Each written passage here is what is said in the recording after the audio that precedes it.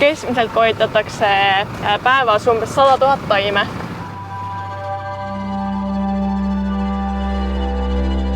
Kuna minu mõlemad vanemad tegelevad metsandusega, siis käisin juba gümnaasiumis suvel taimlas töödel abiks.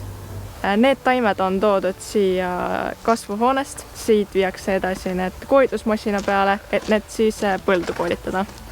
Koolitamine on vajalik selleks, et taime juurestik siis areneb paremini, kui ta eelnevalt põldu mulda panna. Põllus on need puukesed 1,5 kuni 2 aastat. Peale seda lähevad need siis metsa istutamiseks. Koolitamine on meeskonnatöö. Ühe koolitusmasina peal on kuni 10 inimest ning ma isiklikult olen koolitanud üle 3 miljoni puukese.